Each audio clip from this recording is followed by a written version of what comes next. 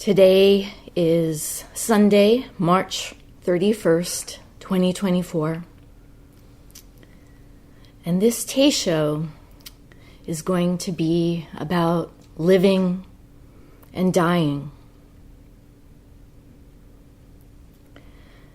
This is a topic that each of us has a great deal of experience with. We're all living beings. We each have a birthday, the day that marks when this life began. And there's a tradition of annually celebrating it, which helps to remind us that time is passing, as if we need a reminder that we're getting older, moment by moment. The changing condition of our body says it all. One day, sooner or later, we're going to die. Roshi often says, the only thing that is certain in life is that we're going to die. That which is uncertain is the timing.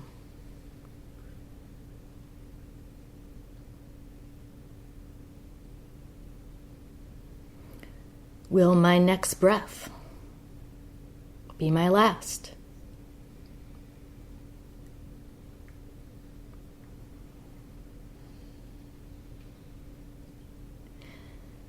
And yet, death is a topic that a lot of people try to avoid. It can make us uncomfortable.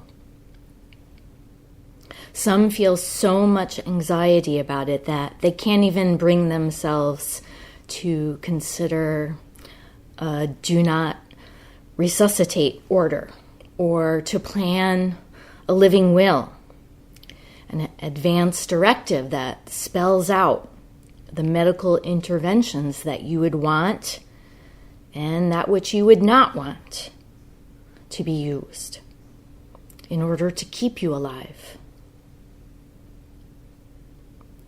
along with instructions about pain management and organ donation, etc. Also, what are your wishes for your deceased body? There's lots of options. Burial, above ground or below, cremation, composting, scattering of ashes or composted remains, perhaps in a garden or at sea, donating one's body to science. And depending on your resources, nowadays you can actually launch your ashes into space or have them turned into a gemstone.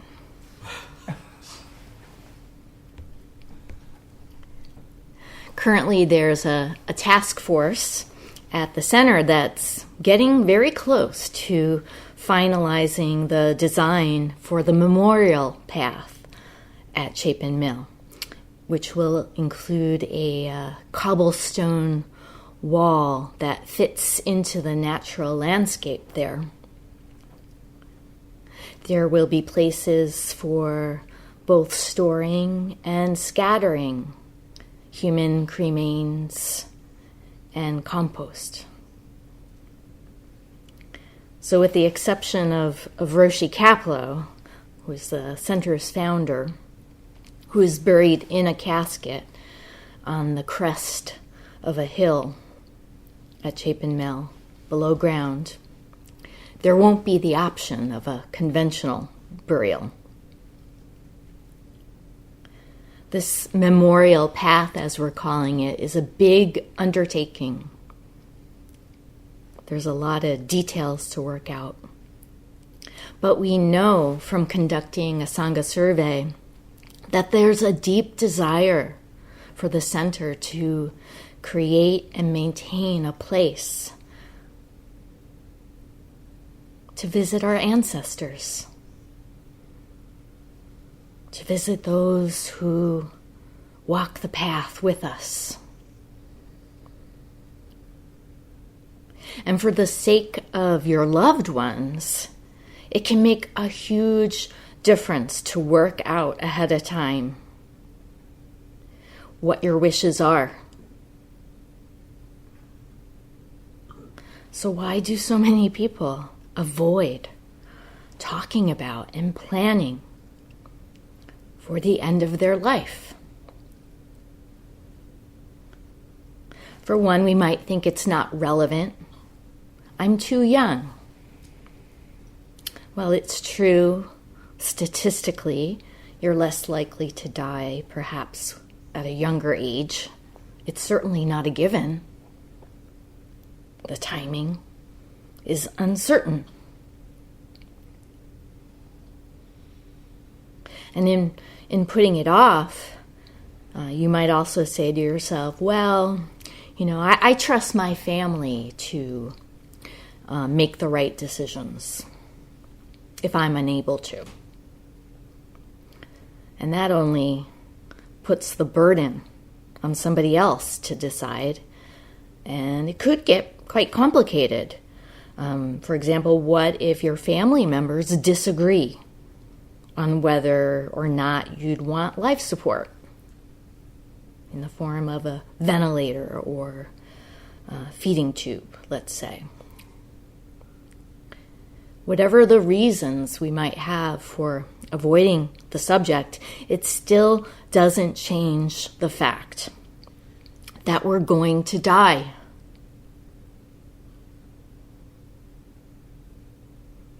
And what lies beneath those avoidance tactics? Fear. Fear of death. Fear of the loss of self.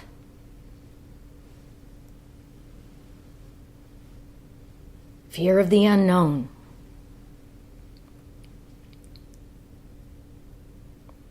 And that's the fundamental human condition. Human beings, as far as I know, are the only living beings that are aware of their own mortality. Having this ability to think about the past and the future and to use language to communicate our thoughts and feelings to others, we grapple with the meaning of life and death. So our awareness of our own mortality is tied to the notion of there being a separate self, a me, and others. Duality.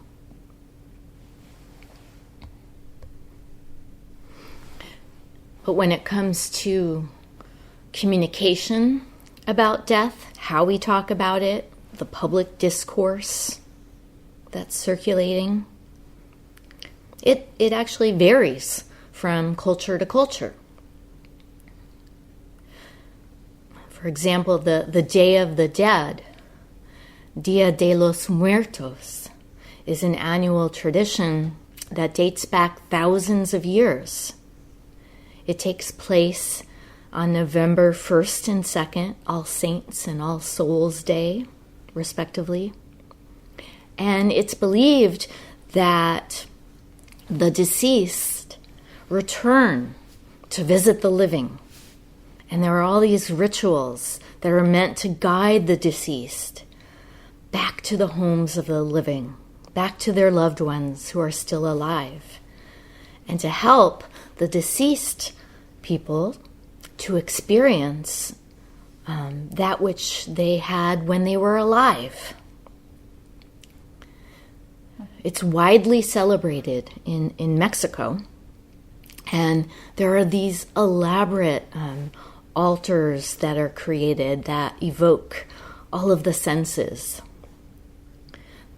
The altars include photos of loved ones, their favorite food and beverages, flowers, incense, toys, colorful skull figures as well, some made of sugar.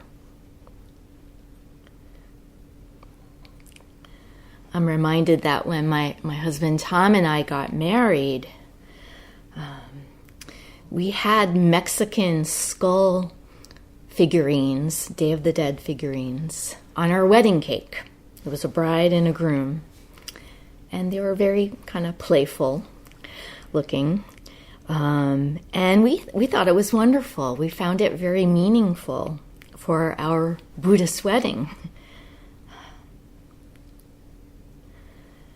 But we learned later on, after the fact, that some of our family members were freaked out about it. Oh well. Another indigenous tradition in Mexico is for family members to visit the graves of their deceased loved ones and clean the graves. And they decorate them with flowers and candles and other offerings. And the atmosphere isn't somber. It's celebratory. It's joyous. It's in the spirit of uniting the alive and the dead. And, this is in contrast with North American and Western European attitudes about death. The poet Octavio Paz put it this way. He said, "The word death is not pronounced in New York, Paris, or in London because it burns the lips. The Mexican, in contrast, is familiar with death, jokes about it, caresses it, sleeps with it, celebrates it. It is one of his favorite toys and his most steadfast love."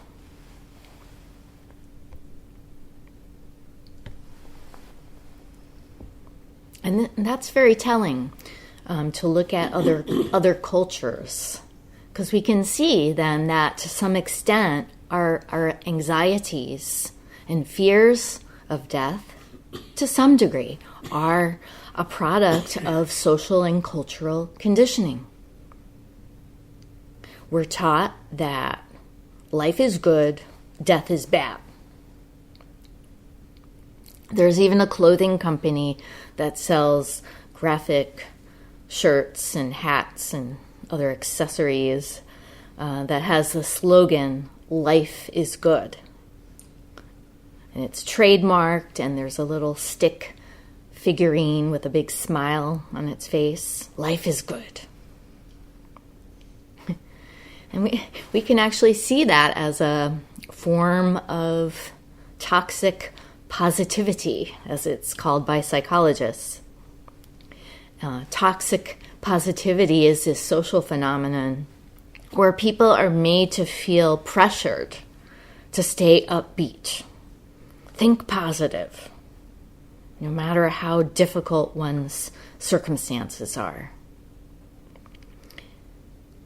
So that which we perceive to be negative emotions like anxiety, anger, sadness, or just hardship in general, they're all bad. Don't worry, be happy, because I say so. Of course, this is just a denial of things as they are. In actuality, life and death are neither good nor bad. Life and death just are. Just that. They are. So how can we more calmly and openly look at our living and dying? Look at the nature of our own impermanence.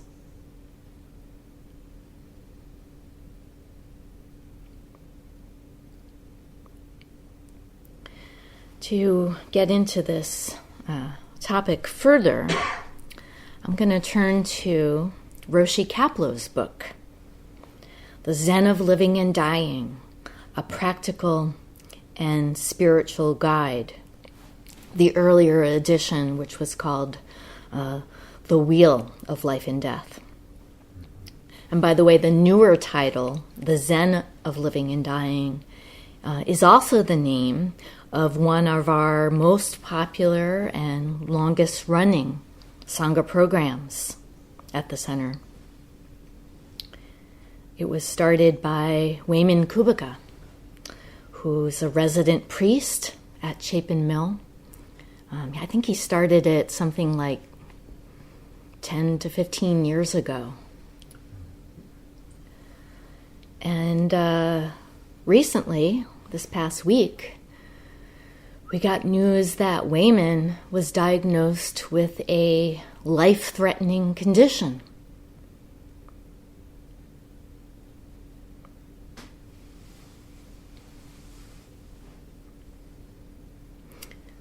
But, not to diminish the difficulty of what he's going through, he and his family. You can say that we all have a life-threatening condition. That is being alive.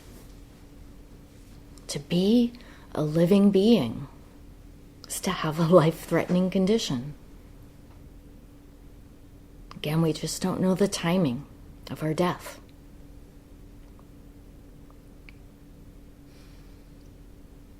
So I'm going to read a few excerpts from the first chapter of Roshi Kaplow's book, and I'll also draw in some other sources. Kaplow Roshi begins by describing the ordinary, the typical understanding of life and death.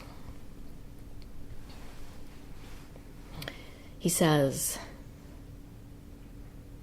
"What is life? What is death?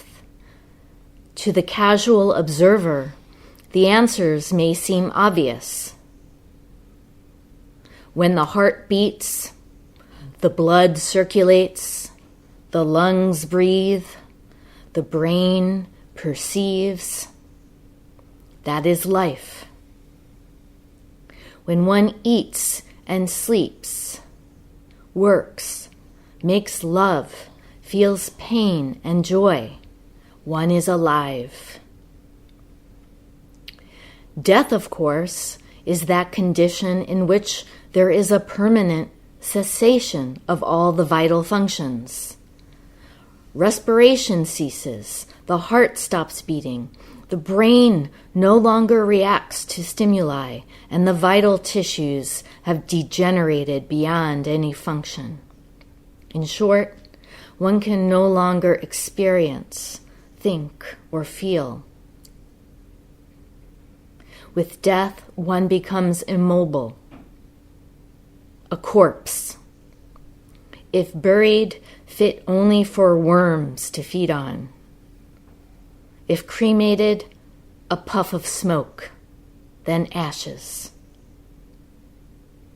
There is nothing before birth, nothing after death.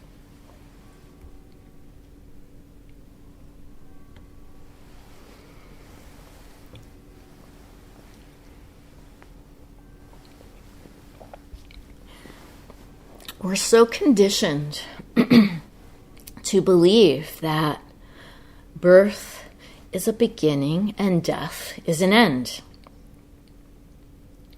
Kapleau-Roshi goes on to recount the story of Shakespeare's Romeo and Juliet, where Romeo makes the mistake of thinking that Juliet is dead, his love, Juliet, is dead, when actually she was in a deep sleep.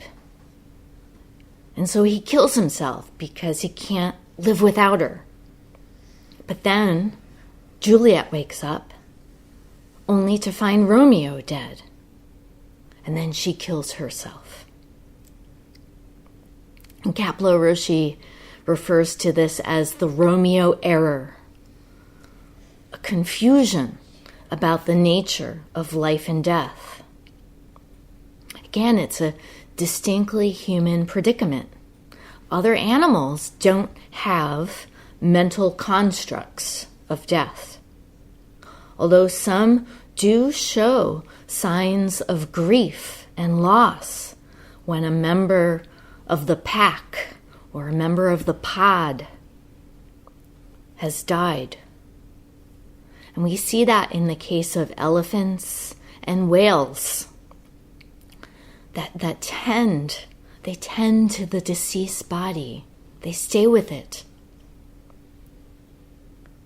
So the loss we social animals experience is tangible.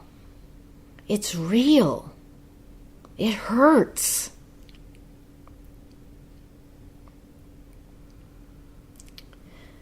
There's a short story about grief that comes out of Tibetan Buddhism, and it's included in the book Stories of the Spirit, Stories of the Heart, which is edited by Christina Feldman and Jack Kornfield.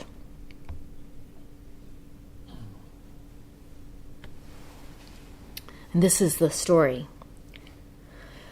The great Tibetan teacher Marpa lived on a farm with his family 1,000 years ago in Tibet. On the farm, there also lived many monks who came to study with this great teacher. One day, Marpa's oldest son was killed.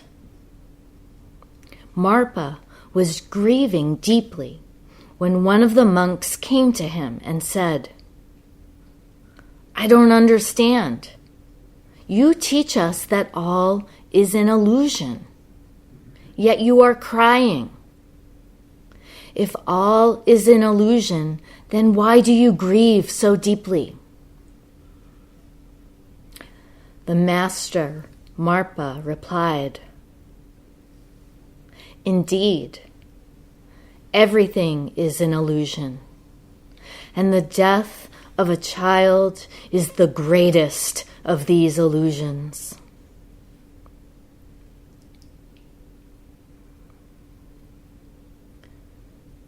So basically, this monk was asking his teacher, if you're so enlightened, how could you be grieving the loss of your son? As if Kensho results in one becoming completely detached and devoid of feelings.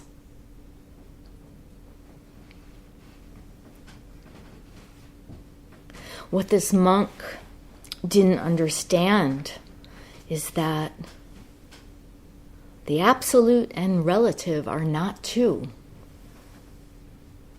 just as birth and death are not two. And if we cling to either one of them, we're not seeing the whole of it.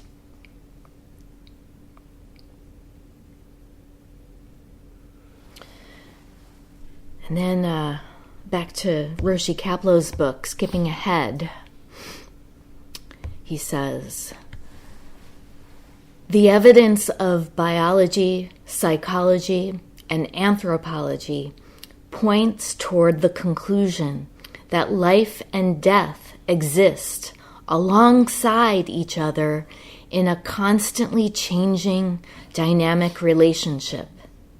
Death, then, does not extinguish the flame of life. It merely changes its form and direction. Put another way, death is not a period, but a comma in the story of life.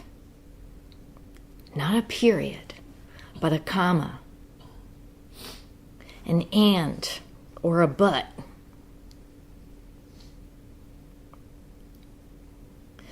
The events that we refer to as life and death don't represent a fixed event, a fixed beginning, and a fixed end, but they're part of an ongoing cycle. They're a process. They're spokes on a wheel.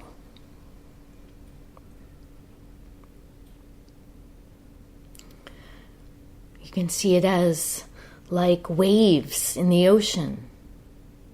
Water swells and rises up, and then it breaks. It crashes and disperses. The form of the wave appears, and then it disappears.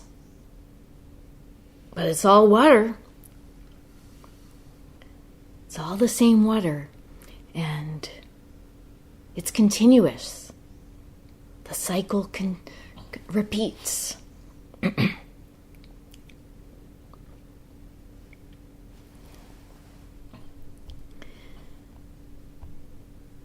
And as the chapter continues, Roshi Kapleau comments on a koan from the Blue Cliff record, Case 55, Dogo's I Won't Say, which centers on this interplay between life and death.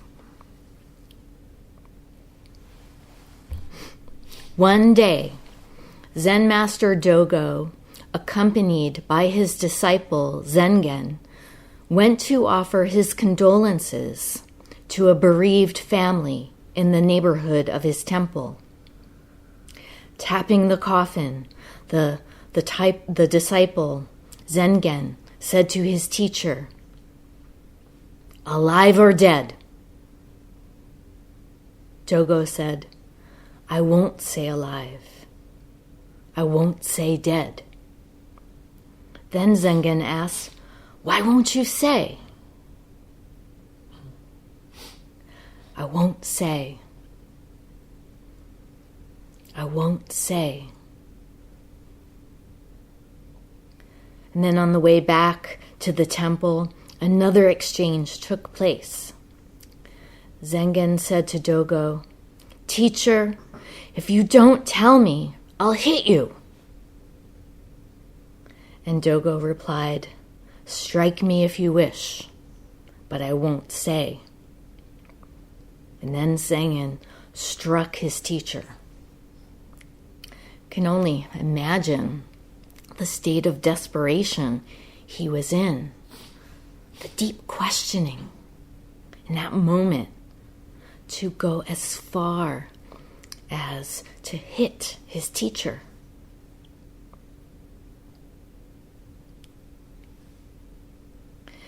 Later, after Dogo had passed away, Zengen then went to Sekiso, who was Dogo's successor, and recounted the whole episode.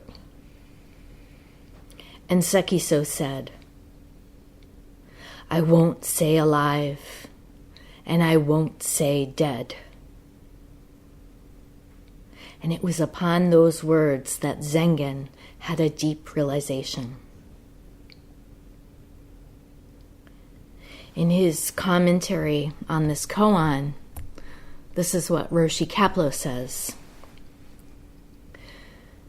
Sooner or later, all of us, if we are to have true contentment, must face and resolve the same perplexity, not philosophically, but existentially. Why am I on this earth? Where did I come from? When I physically pass away, what happens to the energy force I call myself? Do I face total extinction? Or will I survive in some form or other? Is there a soul substance independent of my body that will migrate and re-embody itself in a form commensurate with my thoughts and deeds in this life? Or is there perhaps some kind of afterlife, either material or bodiless, in an unknown realm?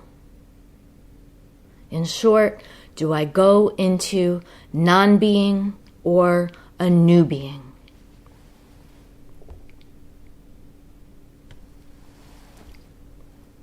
This is the greatest mystery. What happens when we die? Unless we have a memory of our previous births and deaths, we don't know. And even when our body becomes lifeless, a corpse, can we say for certain that life is extinguished? Our bodies consist of something like 75% water. Where does that water go? Where does that energy go? And then there's the trillions of microbes inside us and on our skin. Where do they go?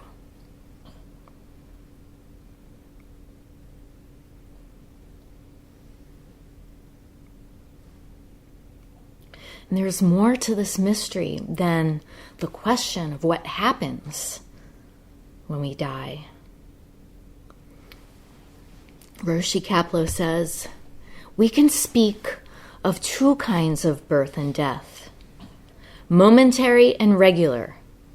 Momentary birth and death, that is, momentary creation and destruction, takes place every millionth of a second, or at some such phenomenal speed as old cells die and new ones come into being. So we can say that a new self is constantly being born, and that a man of 60 is not the same as, yet not different from, the person he was at 30 or at 10. Living is thus dying, and dying living. In fact, with every inhalation, we are being reborn, and with each exhalation, we are dying.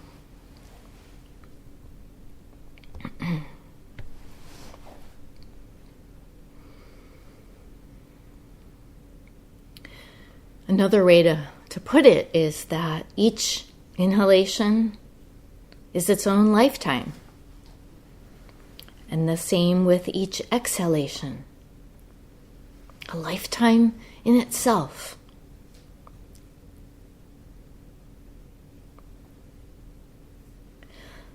Nothing is fixed. There's no fixed self.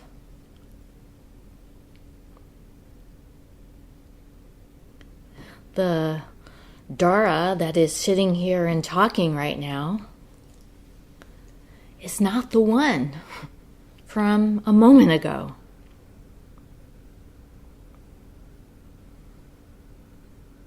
How could that be? I'm still sitting here. It's so hard for us to fathom.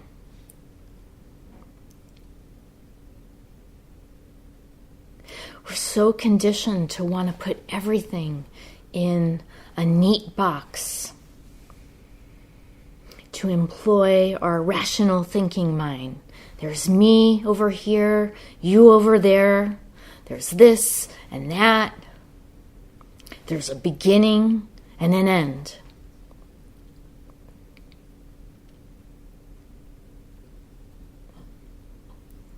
But those mental constructs miss the mark. My father died several months ago at the age of 92. He had been in the end stage of dementia for quite some time.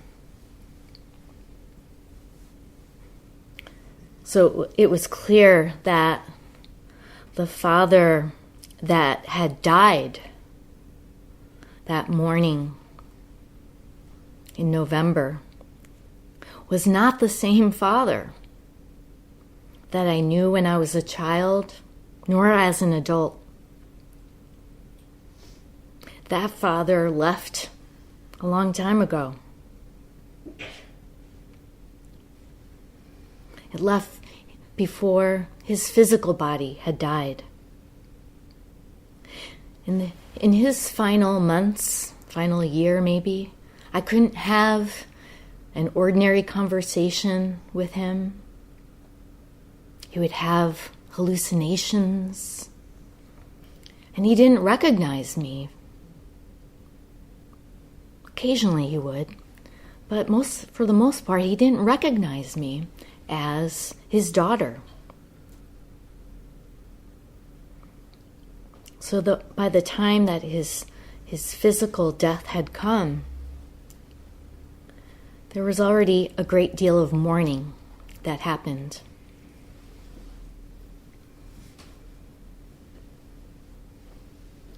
It had unfolded gradually over time, over the years since he had a stroke. So his body had remained alive, but physically, yeah, he was recognizable as my person, as my father. This person is my father. And yet at the same time, who was he?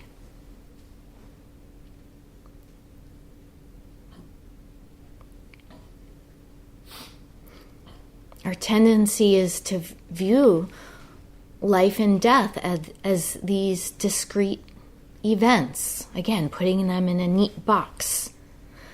But actually they're a process. And when we deny or refuse to face our death, we're denying our life at the same time. When we employ all those avoidance and escape tactics, all those distractions, we're denying life, the life that we're living right now, just as it is. Not the life in the limited sense of there being a self with an identity, but in the larger sense of the whole of life. The whole of life is beyond words, beyond duality. There are no borders or edges. There's nothing that contains it. Nothing that limits it.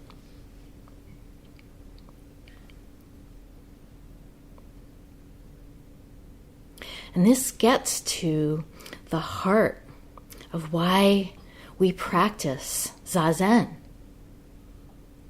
Through practice, we're learning how to live our dying, to be one with change, to see each moment as a new one. Each moment is a beginning and an ending. So we also learn how to die in our living, meaning to let go of our ideas about the past, future, even ideas about the present, to let go of it all. To just directly experience this.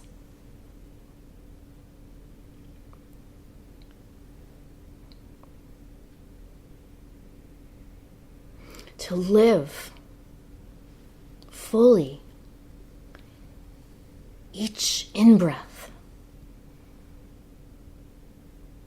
and each out-breath.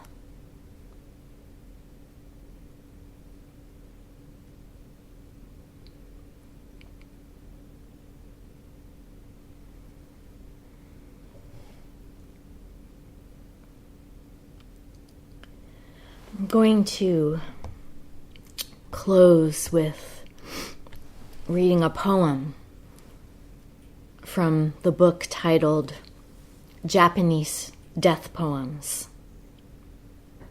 It's this wonderful collection of haiku verses that conveys the imminence and ever presence of death.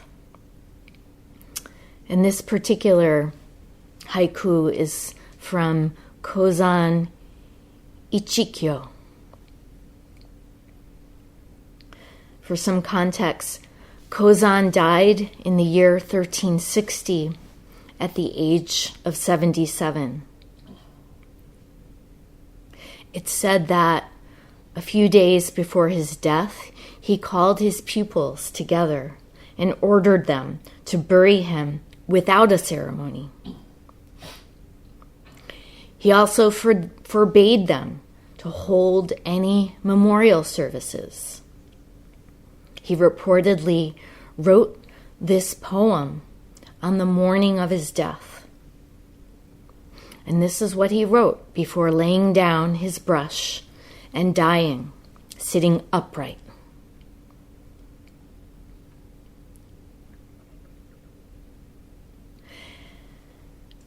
Empty-handed, I entered the world. Barefoot, I leave it. My coming, my going. Two simple happenings that got entangled.